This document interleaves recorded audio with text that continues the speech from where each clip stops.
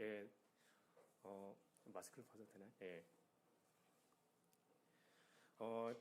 제목이 부자야 미래를 준비하라라고 제가 제목을 정해서 여러분한테는 보여드렸습니다. 근데 오늘 말씀을 듣다가 각자에게 하나님이 주시는 말씀의 메시지가 있을 거예요. 예, 나에게만 주시는 각각 한 분에게 주시는 하나님의 메시지가 있으면은 그걸 통해서 여러분들이 제목을 정하시면 됩니다. 근데 저는 이렇게 정했지만 이 제목이 제가 하나만 정한 것이 아니에요. 제목을 또한 두 가지로 정했습니다. 또 어떤 게 있냐면 재물의 가치를 극대화하라라는 제목도 저는 제목을 또 하나 정해놨습니다. 그러니까 이 야고보서 5장 오늘 말씀 5장의 내용에 사도 바울이 야고보가 당시에 유대인들에게 말씀을 전하고 있는 내용이에요. 근데 야고보는 누군가 하면은 알다시피 예수님의 동생입니다. 예수님의 친동생이에요. 그러니까 다른 제자들하고는 다른 것이 어떤 것인가 하면은 예수님의 어렸을 때 모습을 야고보는 익히 다 함께 거쳐왔던 사람입니다. 그래서 말 그대로 진짜 예수님하고 그 개울가에서 물놀이도 하고 그리고 옷 벗고 놀고 하는 것들도 다 같이 했을 거예요. 자, 그렇게 했던 야고보가 예수님의 친동생인 야고보가 예수님을 누구로 고백하는가 하면은 지금은 예수님을 하나님으로 고백하는 거예요. 우리 기독교의 핵심은 예수가 하나님이라는 겁니다. 세상의 모든 다른 종교하고 다르게 예수님이 이 땅에 오신 하나님이시고 그 하나님이 이 땅에 우리의 구원을 위해서 오셨다라는 거예요. 이것을 예수님의 친동생인 야고보는 어렸을 때부터 예수님을 친히 경험했던 사람입니다. 그러나 예수님이 십자가에 못 박혀 돌아가실 때까지도 야고보는 예수님이 하나님이라는 것을 몰랐어요. 그 증거가 요한복음에는 천국에 대한 복음에 대한 메시지들을 요한 사도가 다 전하면서 그가 동일하게 하는 말이 무엇인가 하면 예수가 하나님이었던 것을 아무도 몰랐다라는 거예요. 특히 또 누구도 몰랐는가 하면 예수님의 제자들도 하나님의 아들이 예수님이 하나님이었다는 걸 몰랐다라는 거예요. 죽고 그러고 나서 십자가에 돌아가신 다음에 부활 승천하시고 나서야 그들이 예수님이 하나님이었다는 걸 나중에나 깨닫습니다.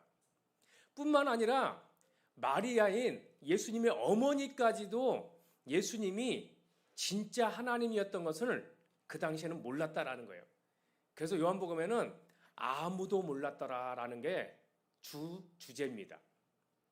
자, 야고보는 예수님의 동생이면서 예수님을 친히 어렸을 때부터 경험했고 예수님이 공생애 하는 3년 반 동안도 온전히 경험을 했어요. 뿐만 아니라 자기 형이 십자가에 못 박혀 죽는 모습도 봤습니다. 그리고 나서 부활 승천하시는 것까지도 보았어요. 그가 지금 야고보가 이제는 예수님이 나의 형이 아니라 하나님이었구나. 하나님의 아들이었구나라는 것을 친히 깨닫고 나서 기록한 내용이 야고보서입니다. 야고보서의 오늘 마지막 장인 5장 1절부터 13절까지 첫 절에 뭐라고 하는가 하면은 들으라라고 얘기를 하고 있어요. 여기 들으라라고 하는 내용에 헬라어로는 뭐라고 하는가 하면은 아게라고 하는 헬라어로 말을 하는 거예요. 근데 이 헬라어의 뜻이 무엇인가 하면은 이끌다, 오라라고 하는 뜻이 있어요. 그러니까 들으라라고 한 얘기가 뭐냐면 이리 오세요, 이리 오세요. 내 말 좀 들어보세요라고 하는 뜻이에요. 그러니까 들으라라는 게 뭐냐면 이리 오세요, 이리 오세요. 사람들을 불러 모으고 있는 겁니다. 그러면서 주의를 끌고 사람들 앞에 이야기하는데 누구에게 이야기하냐면 부자들아, 부한자들아 라고 하면서 말을 하고 있는 겁니다. 자, 부한자들아 라고 한 내용이 말을 하는 거 보니까 이 부한자들이라 라고 하는 부르는 것이 긍정적으로 부른 것 같아요? 아니면 좀 부정적으로 부른 것 같아요? 좀 부정적인 것 같죠? 너희 부한자들아 라고 하면서 부르면서 뭐라고 했냐면은 그들에게 너희에게 이 말 고생으로 말미암아 너희는 울고 통곡하라 라고 경고하듯이 말씀하고 있는 겁니다. 여기서 임할이라고 하는 것은 이 헬라어로는 또 어떤 것을 이해하냐면은 귀에 사람 세계에 귀에 들리도록 크게 소리 지르고 있는 거예요. 그러면서 뭐라고 하냐면 금방 임할 것이다. 금방 닥쳐올 것이다 라는 걸 얘기하는 거예요. 임박해 있다라는 것을 얘기하고 있는 거예요. 그러면서 이 말을 하는데 울고 통곡하라 라고 야고보서가 얘기하고 있습니다. 그래서 울다라는 뜻은 어떤 것을 얘기하냐면 사람 귀에 들릴 정도로 우는 소리예요. 그러니까 뭐냐면 남자들이 특별히 어떤 슬픈 일을 당하면 어떻게 하나요? 엉엉 우나요? 아니면 조금 울고 마나요? 대부분 눈물을 감추면서 조금 울고 말죠. 자, 그런데 뭐라고 하냐면 다른 사람의 귀에 들릴 정도로 크게 울으라는 거예요. 크게 통곡하라는 거예요. 모든 사람이 듣도록 울라는 거예요. 그러면서 이제 통곡한다라는 뜻은 무엇을 얘기하냐면은 통곡하다는 뜻에는 너희가 너희의 삶을 통해서 잘못 사는 것에 대한 것을 회개하면서 통곡하라는 거야. 아이고. 땅을 치면서 통곡하라는 거예요. 헬라어 뜻이 그렇게 담겨져 있어요. 우리나라 말로는 울고 통곡하라 그랬지만은 남에게 들릴 정도로 크게 소리질러 울고 땅을 치면서 회개하면서 울으라는 얘기예요. 이게 헬라어 안에 이 뜻이 담겨져 있습니다. 자, 그러면서 이 야고보가 이 부한 자들에게 너희는 조금 있으면 금방 다가올 일에 대해서 그 고난에 대해서 너희는 크게 울고 통곡하는데 그 금방 다가올 그 고난이 어떤 고난인지 얘기하고 있는 거예요. 2절에는 재물은 썩었고 너희 재물은 썩었고 너희의 옷은 좀 먹었다라고 얘기하고 있습니다. 여기서 재물이라고 하는 것은 뭘 얘기하냐면 이 재물은 그들이 가지고 있는 소유물을 얘기하는 거야. 소유. 부로 축적한 것을 얘기합니다. 그런데 이 부자들에게 뭐라고 하냐면 그 재물이 썩었다라고 얘기를 하고 있어요. 썩었다. 이 말 자체는 무엇을 얘기하냐면 부한 사람들의 그 마음은 어떻게 있냐면 썩어질 것에 마음을 두고 있다라는 얘기를 하는 거예요. 너희가 재물을 가지고 있는데 그 재물은 너희가 그 재물을 가지고 그 재물을 붙들고 있는 그거는 썩어 문드러지는 거다. 이렇게 얘기를 하고 있는 거예요. 그래서 그 옷은 너희의 그 옷은 좀이 먹었다라고 얘기합니다. 여기서 옷은 어떤 것을 얘기하냐면은 각 사람의 신분을 나타내는 것이 가장 두드러진 것이 의복이에요. 옷을 어떻게 입었느냐에 따라서 그 사람들의 어떤 사람인지. 법복을 입은 사람은 어떤 사람이에요? 판사나 검사나 법을 다루는 사람이에요. 그리고 또 성직자가 입는 옷은 우리 제사장들이 입는 옷은 뭐라고 그러죠? 제사장, 구약에 있는 제사장들이 입는 옷. 에봇이라고 합니다. 그 에봇이라고 하는 것은 예수 그리스도를 옷 입으라는 거예요. 에봇이라는 것이 예수 그리스도를 예표하고 있어요. 예수 그리스도로 옷 입고 제사를 지내는 사람이 제사장이에요. 그러니까 에봇이라고 하는 것을 입었을 때 그게 제사장이라는 걸 나타내고 있는 겁니다. 부한 사람들은 어떤 옷을 입는가 하면은 치렁치렁 여기다도 반짝반짝 저기다도 반짝반짝. 그래서 그 의복 자체가 자기의 신분을 나타내고 자기가 부한 자라는 것을 나타내는 거예요. 이 의복은 대표적으로 그 사람의 외적으로 표현하는 것이 뭐냐면 그 사람의 신분을 나타내고 있는 겁니다. 자, 그런데 그 사람의 신분이 부한 사람이라고 해서 그 옷을 입었는데 그 옷이 어떻게 된다는 거예요? 좀먹었다라는 거예요. 그러니까 재물은 썩었고 옷은 좀먹었다라는 얘기가 무엇을 얘기하냐면 너희의 재물도 너희의 옷도 가치가 없다라는 얘기예요. 쓸모가 없다라는 얘기입니다. 그래서 너희는 통곡하라는 거예요. 그래서 너희는 회개하라는 거예요. 언제라고 그러냐면은 마지막 주의 재림의 때가 되면 그것이 아무 가치가 없는 무가치한 것이 된다라고 얘기를 한 겁니다. 마태복음 6장 20절에 보니까 오직 너희를 위하여 보물을 하늘에 쌓아두라. 거기는 좀이나 동록이 해하지 못하며 도둑이 구멍을 뚫지도 못하고 도적질 하지도 못하느니라 라고 하고 있습니다. 이렇듯 이 부자들은 자기네가 가지고 있는 그 재물 가지고 천년만년 자기네들이 그걸 다 쓸 줄 알고 있습니다. 그걸 다 자기네들 소유하고 있으면서 그것으로 자기네 모든 삶을 다 영위해 갈 줄 알고 있는데 그 재물도 썼고 그들이 자기네 신분을 나타내는 그 옷도 다 좀먹어서 무가치해지는데 예수님은 뭐라고 얘기하는가 하면 그 재물을 하늘에 쌓아두라고 얘기를 하고 있어요. 3절에는 금과 은은 녹이 슬었다라고 하겠습니다. 재산이 무가치해질 뿐만 아니라 그 무가치한 상태가 어떻게 되냐면 금과 은이 녹이 슬었대요. 금이 녹이 쓰나요? 안 쓰나요? 금은 녹 안 슬어요. 그렇죠? 근데 금도 은도 녹이 슬었다라고 얘기하고 있어요.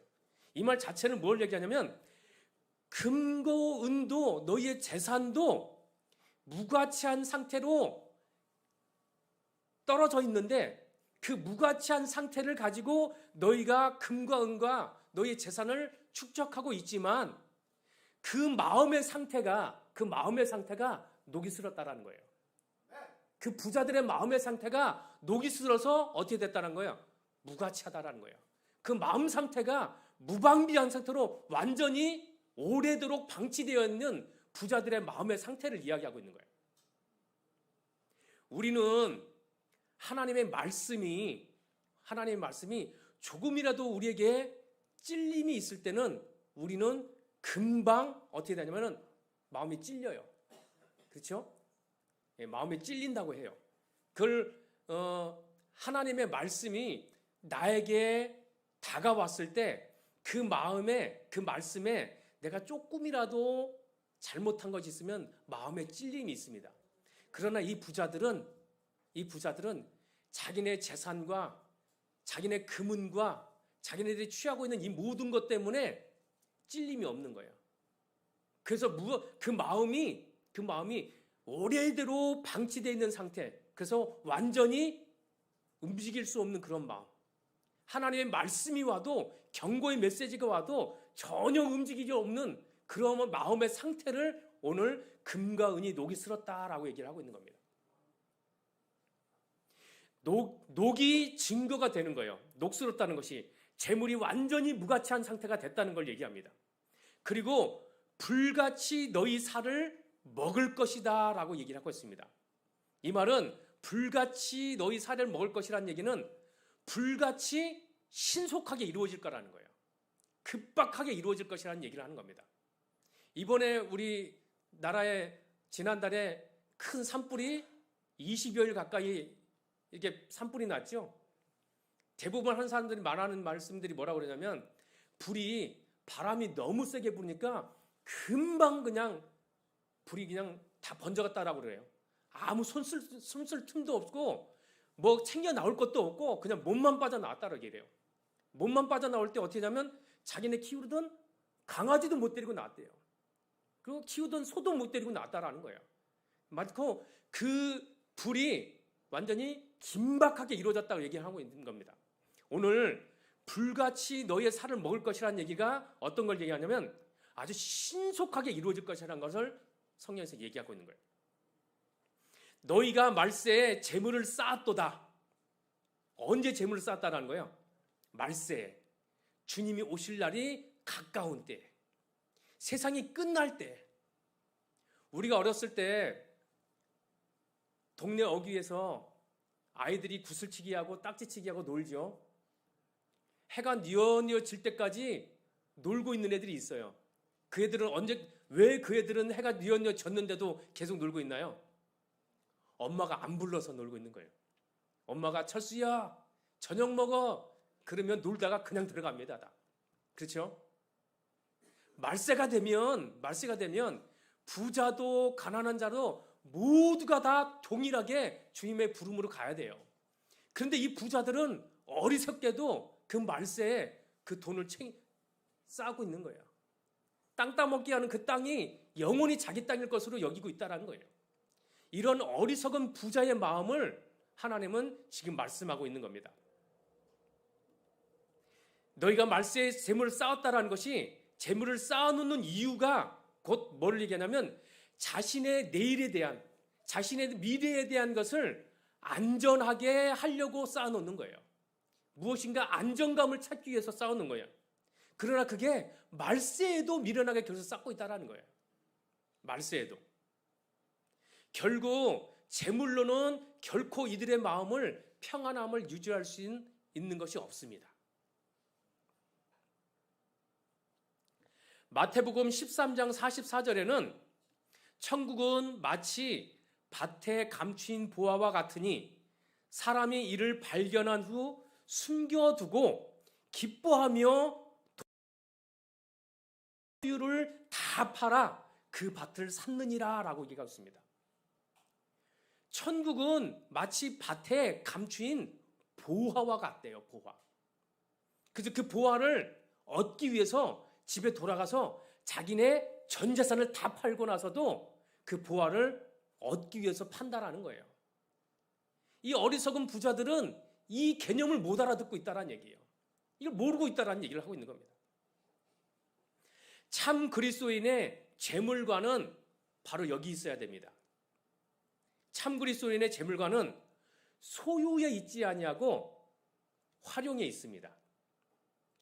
저를 한번 따라해 볼까요? 참 그리스도인의 재물관은 소유에 있지 않고 활용에 있다. 무슨 말인지 이해가 가신가요? 예. 자기가 소유했다라고 해서 그 재물을 내가 다 쓰지 못합니다. 제가 지난번에도 이걸 비유로 말씀해 드린 것 같아요. 제가 돈을 벌어서 제 주머니에 돈을 딱 가지고 집에 돌아가면 이거 제가 씁니까? 누가 씁니까? 와이프가 쓰죠. 또 누가 쓸까요? 애들이 써요. 애들이. 저보다 애들이 더 많이 써요. 학원비로 더 많이 써요. 애들이 셋이 돼서 저보다 더 많이 씁니다. 그러니까 내가 벌어서 내가 소유했다라고 해서 내가 쓰는 건 아닙니다. 재물은 소유하려고 있는 게 아니라 쓰려고 있는 거예요. 활용하려고 있는 겁니다. 어리석은 부자는 이걸 모르는 거예요.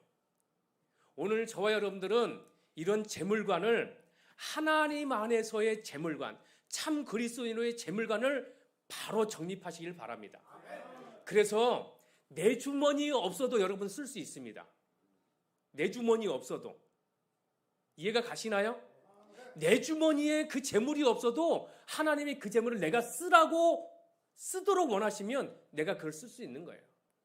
그게 하나님이 원하는 방법입니다. 하나님이 축복하시는 방법이에요. 어떤 사람들이 그렇게 쓰는가 하면 사도 바울이 장막을 짓는 사람이었지만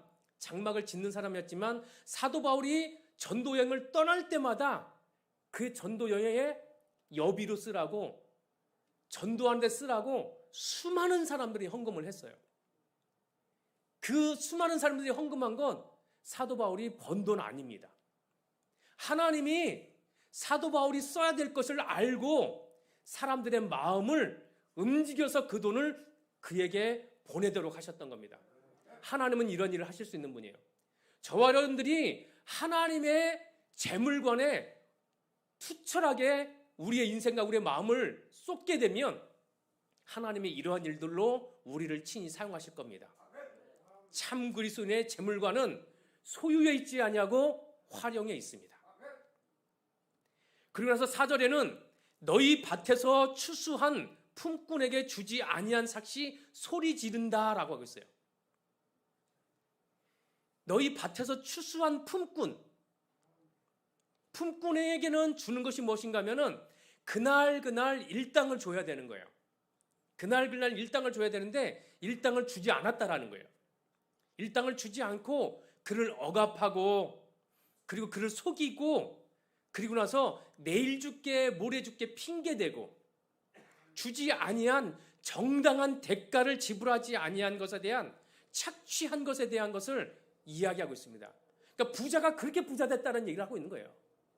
지금 이렇게 부한자들아라고 하면서 경고한 것은 그들이 부를 축적한 것은 다른 사람에게 줘야 될 것을 주지 않고 속이고 착취하고 그리고 핑계대고 내일 줄게 모레 줄게 핑계대고 안 준 것을 얘기하는 거예요. 품삯은 당일 지불함이 원칙입니다. 일용할 양식을 주님이 우리에게 주시는 것이 우리의 삶의 개념이에요. 신명기 24장 15절에는 그 품삯을 당일에 주고 해진 후까지 미루지 말라. 이는 그가 가난함으로 그 품삯을 간절히 바람이라. 그가 너를 여호와께 호소하지 않게 주지 아니한 삭시 소리 지르며 그를 하나님께 호소한다는 얘기를 하고 있는 거예요. 그래서 우리 참 그리스도인들은 남에게 타인에게 경제관으로 사람하고 관계 속에서 거래를 할 때는 어떻게 해야 되는가 하면 인색하지 말아야 돼요. 인색하지 말고 가능하면 내가 줄 돈보다 더 줘야 돼요. 후하게 줘야 돼요. 왜 더 줘야 될까요? 정확한 금액을 주면 되지 왜 더 줘야 될까요? 왜 그런가 하면 정확한 금액을 줬다라고 하면 사람들의 마음은 내가 덜 받았다라고 하는 손해 개념이 굉장히 강해요. 나는 정확하게 줬는데 그 사람은 덜 받았다라고 생각을 해요. 성경에도 예수님이 비유로 말씀하고 있어요. 어떤 비유로 말씀하고 있나요? 어떤 비유래요? 포도원에 여러 사람들이 들어갑니다. 이른 새벽 아침부터 들어가요. 아침에도 들어갔는데 나가 있어 보니까 9시에도 사람이 있어요. 그래서 너도 들어가라. 또 12시에도 있어요. 너도 들어가서 포도원에서 일해라. 또 가보니까 5시에도 있는 거예요. 그래서 너도 들어가서 일해라. 6시면 일이 끝나는데 1시간밖에 일 못하는데도 동일하게 들어가서 일하라고 그랬어요. 그러면서 예수님이 뭐라고 그랬냐면 그 포도원 주인이 그에 상응한 대가를 너에게 지불하겠다라고 약속을 하고 데리고 들어갔습니다. 그런데 1시간만 일한 사람을 먼저 불러서 그에게 하루 품삯을 다 준 거예요. 그러니까 이른 아침부터 온 사람이 자기도 똑같이 하루 품삯을 받으니까 뭐라고 하나요? 불평하는 거예요. 원망하는 거예요. 왜 쟤랑 나랑 똑같이 주세요? 그렇죠? 사람들의 마음은 그렇게 돼 있어요. 그래서 우리 그리스도인들은 인색하지 말고 경제관념 안에서 내가 줄 것보다 더 준다는 마음으로 하셔야 돼요. 제가 이 말씀 드리는 거는 저는 그렇게 하고 있어요. 제가 청소 일을 한다고 말씀을 드렸죠. 그래서 현장에서 일을 할 때 되면 제가 사람을 가끔가다 한두 번씩 부를 때가 있습니다. 그러면은 청소 동호회에다가 구인 광고를 올려요. 구인 광고를 올릴 때 예전에는 10만 원일 때는 11만 원 올리고요. 지금 12만 원일 때는 약 13만 원 올립니다. 만 원이라도 더 올려요. 만 원이라도 더 올려서 빨리 구하기도 하지만은 그 사람에게 더 주기를 원해요. 제가 다른 데 가서도 일당을 받고 일을 해봅니다. 근데 일당을 받고 일하면 아침 9시, 아침 8시부터 5시나 6시까지 일을 하는 게 하루 일이에요. 근데 꼬박 채워서 일을 하면 다른 데 가서 12만 원 받아서 저도 해봐요. 그러면 아침 8시부터 가서 5시까지나 6시까지 일하고 12만 원 받으면 하루 11만 원 받으면 기분이 별로 안 좋아요. 저도 안 좋아요. 왜냐면 하루 꼬박 일을 했는데 12만 원밖에 못 받는다는 게, 내 노동의 가치가 요거밖에 안 된다는 게 마음이 불편해요. 그래서 딴 사람한테 줄 때도 마찬가지예요. 12만 원의 약속을 했지만 13만 원 주기도 하고 그럽니다. 그게 그리스도인이 해야 될 일들 중에 하나예요. 후하게 주는 것, 인색하지 않는 것, 이것을 부자들에게 이야기하는 것뿐만 아니라 우리 그리스도인들에게도 하나님 말씀하시는 겁니다. 그리고 나서 그 사람들이 나가서 불평을 하고 하나님 앞에 호소를 한다고 얘기를 했죠. 그 소리가 하나님께 들린다고 얘기했습니다. 창세기 4장 10절에는 가인과 아벨에 대한 이야기가 나와요. 형인 가인이 아벨을 들판으로 유인해서 들판에서 뒤에서 쳐 죽입니다. 말 자체로 뭐냐면 쳐 죽였다는 얘기는 죽일 마음으로 때렸다라는 거예요. 죽일 마음으로 때린 거예요. 쳐 죽인다는 그 뜻이, 죽일 마음으로 그 아우를 쳐 죽인 겁니다. 그랬더니 그 아우가 죽고 나서는 창세기 4장 10절에는 이렇게 말씀하세요. 내 아우의 핏소리가 땅에서부터 내게 호소하고 있다라고 하나님 말씀하고 계세요. 그 핏소리를 하나님이 들었다는 얘기를 하고 있는 거예요. 만군의 주에 호소하는 소리가 들립니다. 이 만군의 주에 호소하는 소리가 들린다는 얘기는 이 만군의 주는 심판자를 이야기합니다. 재판관을 이야기하는 거예요. 하나님이 그 소리를 듣는다는 거예요. 그래서 그에 상응한 재판을 하신다는 겁니다. 우리는 모르지만 하나님이 그 일을 재판하세요. 불의한 재물을 얻는 자를 그들은 결국에는 그 불의한 재물을 가지고 그들이 멸망하는 길로 갑니다. 우리가 남에게 착취를 받게 되면 하나님 앞에 하나님 저 억울해요라고 하면 하나님이 그에 상응한 대가를 하나님이 우리에게 지불해 주시는 거예요. 하나님 우리에게 공으로 그 일들을 없애지 않으세요. 공의를 이루시는 분이 하나님이세요. 그 소리를 다 들으시는 분이 우리 하나님이십니다. 창세기 11장 24절에는 흩어 구제하여도 더욱 부하게 되는 일이 있나니 과도히 아껴도 가난하게 될 뿐이다 라고 말씀하고 있어요. 타인과의 관계 속에서 경제관은 인색하지 말고 후하게 주어야 돼요. 그것이 하나님이 우리에게 말씀하는 겁니다. 5절에는 사치하고 방종하여 라고 얘기를 하고 있습니다. 여기서는 이기주의와 정욕을 위해 방탕한 것을 이야기합니다. 자기 이기심과 자기 정욕을 위해서 방탕하게 그걸 썼다라는 거예요. 그렇게 번 사람들은 그렇게 씁니다. 남의 것을 착취한 사람들은 그렇게 써요.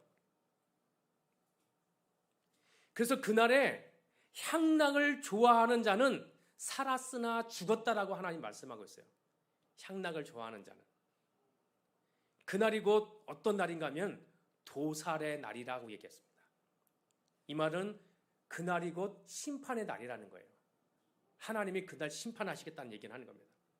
그날이 다가와도 알지 못하고 자신만 살찌우고 심판자이신 하나님을 기억하지 못하고 미래를 준비하기보다는 현재의 자기의 삶의 육체적인 쾌락과 즐거움만을 추구하고 있는 어리석은 부자들에게 경고하고 있는 거예요. 6절에는 의인이라고 얘기합니다. 너희는 의인을 정죄하고 죽였으나 그는 너희에게 대항하지 아니하였느니라 라고 말씀하고 있어요. 여기서 의인이라고 하는 것은 헬라어로는 디카이오스라고 하는 단어를 사용합니다. 이 말은 의로운, 올바른, 적당한, 바른이라는 뜻을 가지고 있어요. 이것은 뭘 얘기하냐면 의로운 계층의 사람들을 이야기하고 있어요. 그 사람이 속해 있는 것은 부자 계층에 속해 있는 것이 아니라 의로운 계층에 속해 있는 사람. 의로운 사람이라는 거예요. 가난하다, 부하다를 얘기하는 게 아니라 의로운 사람이라고 얘기를 하고 있어요. 이 의로운 사람을 너희는 이 의로운 사람을 정죄하고 죽였다라고 얘기하고 있습니다. 자, 그런데 너희는 의로운 이 사람을 정죄하고 죽였는데 그 다음에는 그는이라고 하는 단어를 사용하죠. 자, 그는이라고 하면은 단수를 사용한 거예요. 그들이라고 하지 않고 단수를 사용했습니다. 왜 단수를 사용했을까요? 왜 단수를 사용했을까요? 이 의로운 사람이 누구란 얘기예요? 예수 그리스도를 예표하고 있는 거예요. 예수님이 의로운 사람의 계층에 속해 있는 사람이고 예수님이 속해 있는 그곳에 너희 의로운 사람들을 함께 속하라는 거예요. 그래서 그 의로운 사람은 남들의 박해를 받았음에도 불구하고 정죄를 받았음에도 불구하고 대항하지 않았다라는 거예요. 예수님이 십자가에 못 박혀 돌아가실 때 대제사장들이 와서 예수님을 정죄하고 할 때 예수님이 그 말에 대항하지 않습니다. 대꾸하지 않아요.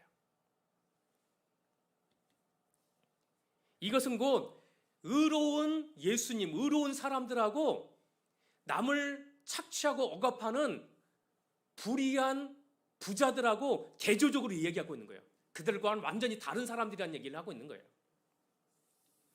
그래서 이 단수를 사용한 것은 마태복음 12장 19절에는 그는 다투지도 아니하며 들레지도 아니하니 아무도 길에서 그 소리를 듣지 못했다라고 하고 있어요. 그리고 사도행전 8장 32절에는 그가 도살자에게로 가는 양과 같이 끌려갔고 털 깎는 자 앞에 있는 어린 양이 조용함과 같이 그의 입을 열지 아니하였다라고 하고 있습니다. 또한 이사야서 53장 7절에는 이걸 또 예언적으로 또 얘기하고 있어요. 그가 곤욕을 당하여 괴로울 때에도 그의 입을 열지 아니하였으며 마치 도수장으로 끌려가는 어린 양과 털 깎는 자 앞에서 잠잠한 양같이 그의 입을 열지 아니하였다라고 말씀하셨습니다. 왜 이렇게 하나님이 부자들이 착취하는데 왜 그들에게 대항하지 말라고 했을까요? 왜 대항하지 말라고 했을까요? 이것은 7절부터 그 뒷절로 대항하지 말아야 될 이유에 대해서 말씀하고 있습니다. 자, 그래 놓고 나서 그러므로 형제들아라고 불러요. 이제 야고보가 너희 부자들아라고 부르는 거하고 다르게 형제들아라고 불러요. 대조적으로 부르는 거예요. 그들에겐 경고의 메시지를 하고 그리고 이 형제들에게는 왜 그래야 되는지라고 부릅니다. 주의 강림의 시기까지 길이 참아야 되기 때문에 그런다는 거예요. 주의 강림의 시기까지 길이 참으라라고 얘기를 한 겁니다. 여기서 길이라고 하는 것과 참으라고 하는 것은 길이 참다라고 하는 것은 합성어로 사용했어요. 어떻게 되냐면은 길다라는 것하고 분노하고 성낸다라는 것을 한 단어로 묶어서 사용했습니다. 길이 참다라는 것을. 그래서 길다라는 것과 성낸다, 분낸다라는 것하고 한 단어로 사용했는데 이 말 뜻이 무엇인가 하면은 박해에도 자기 자신을 포기하거나 성급하게 보복하지 말라는 거예요. 복수하지 말라는 거예요. 그들이 쳐도 복수하지 말라는 거예요.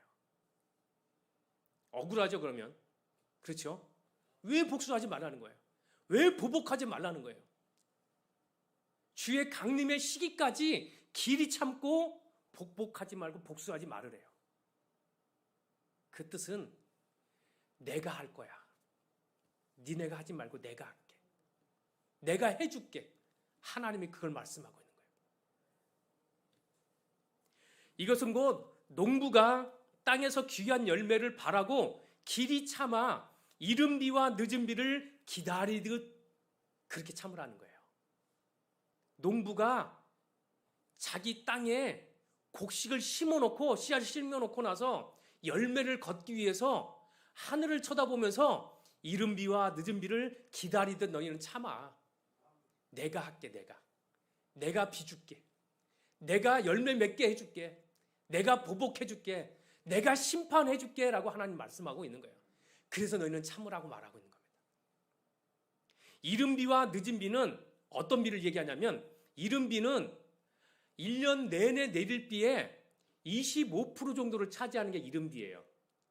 이스라엘의 농사에도 마찬가지고 우리나라의 농사에도 마찬가지예요. 30% 내외가 이른비로 내려요. 언제 내리는가 하면은 곡식을 씨앗을 심는 날, 모종을 심는 날. 그래서 그 모종을 심었을 때 비가 70% 내리면 어떻게 될까요? 심어놓은 거 싹 쓸어가 버려요. 뿌리는 못 내립니다.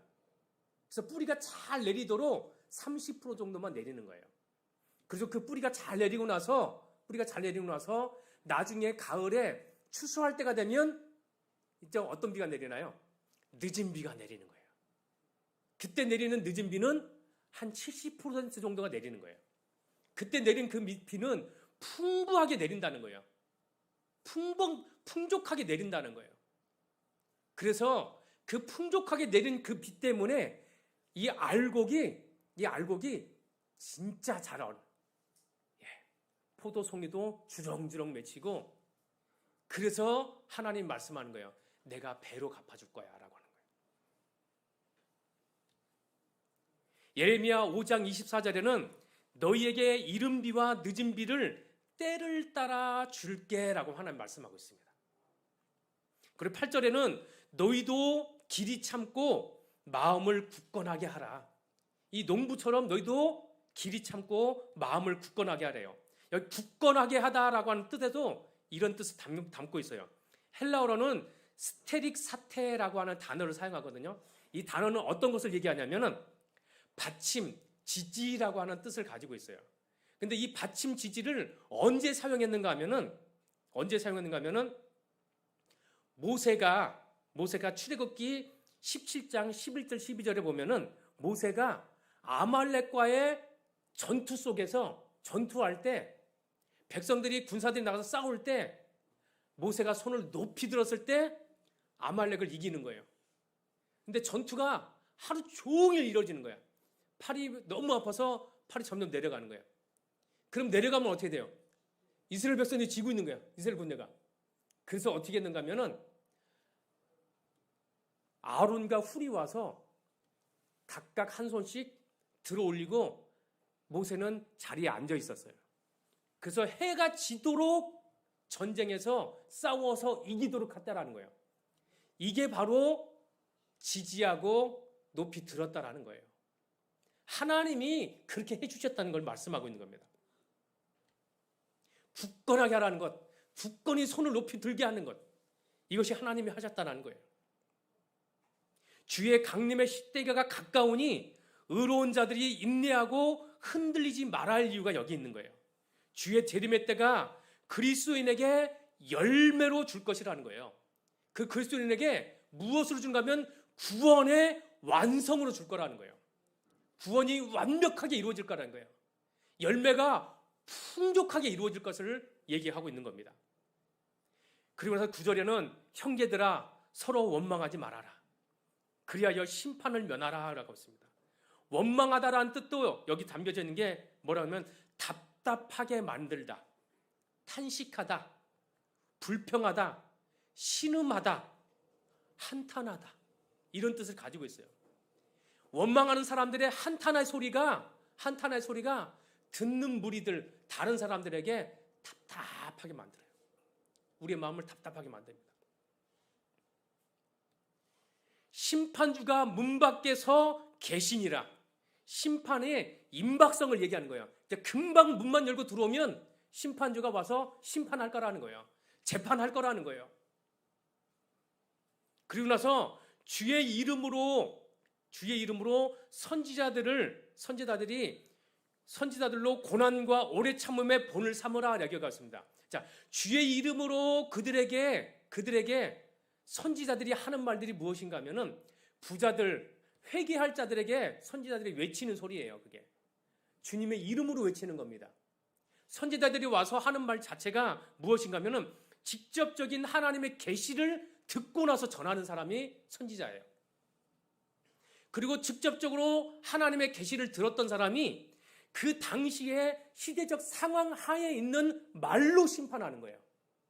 그 상황 안에서 말을 하고 있는 거예요. 그래서 부자들, 어리석은 부자들, 남의 것을 착취해서 자기 것으로 삼는 부자들, 그래서 그들이 의로운 사람들이 그 부자들에게 더 이상 아무것도 하지 아니하는, 반항도 하지 아니하는 그런 사람들에게 선지자들이 외치는 거예요. 너희 회개하라고. 너희가 회개하라고 선지자들이 말하는데 누구의 말로 하는가 하면은 선지자의 말로 하는 게 아니라 주님의 이름으로 회개하라고 얘기하는 거예요. 주님의 이름의 권위를 가지고 얘기하는 거예요. 그렇게 했을 때 어떻게 하냐면 그 사람들이, 이 부자들이, 어리석은 부자들이 선지자들까지도 박해했다라는 거예요. 선지자들까지도 회개를 촉구했는데 그들도까지도 박해했다는 겁니다. 뿐만 아니라 예수님이 이 땅에 오셔서 맨 처음 하셨던 말이 무엇인가요? 회개하라, 천국이 가까웠느니라 라고 했을 때 예수님도 그들이 잡아 죽이는 사람들이에요. 예수님까지도 그들이 잡아 죽인 거예요. 그들은 불의한 사람들입니다. 불의한 사람들은 내일을 준비하지 못해요. 자기네 삶이, 오늘의 삶이 다이라고 생각합니다. 우리가 평생 사는 이 한평생의 삶이 우리가 다라고 생각해요. 어리석은 자는 그래요. 저와 여러분들이 사는 것, 이 땅에서 사는 것, 오래 살아야 70, 80, 더 많이 살면 100이에요. 100살 사는 거예요. 그러나 우리가 하나님께로 가면 영원히 거기서 살 것입니다. 영원히 하나님 안에서 왕노릇하고 살 거예요. 어리석은 부자들은 이걸 모르는 거예요. 지금 이 땅에서 누리는 것이 너무도 편안하니까, 너무도 편안하니까 이 땅의 삶이 영원할 것이라고 생각하는 어리석음을 범하고 있는 겁니다. 그것이 녹슬고 썩었고 젖먹었고 아무것도 무가치한 것, 자기네 마음에도 그것으로만 인해서 그거 다 지고 있는 것으로 그들의 마음이 이미 녹아내려 있어서요. 더 이상 움직일 마음도 없는 사람들이에요. 그러나 이 메시지를 듣고, 오늘 이 말씀을 듣고 나는 내일의 삶을 하나님에게로 가야겠다라고 하는 그 마음의 결단들을 하는 사람들은 어리석은 부자고 전혀 다른 야고보가 부르는 내 형제들아 라고 하는 주님의 경고의 메시지를 듣는 그 사랑의 음성을 듣는 저와 여러분들은 내일의 삶을 준비하는 지혜로운 삶을 살길 주님의 이름으로 축원을 드립니다. 마지막 13절에 고난은 당하는 자가 있느냐? 기도할 것이요. 이 말 자체는 고난 당하는 자는 기도하라는 얘기를 하는 것이죠. 고난과 기도를 함께 연결시켜서 설명을 하고 있는 겁니다. 고난을 당할 때 하나님께 도우심을 기도하십시오. 고난당한 그쯤에 하나님이 피할 길도 내어주실 것입니다. 뿐만 아니라 즐거워하는 자가 있느냐? 그는 하나님 앞에 찬송하래요.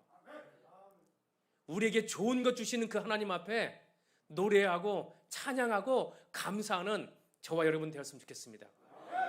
과거를 교훈 삼고 미래를 준비합시다.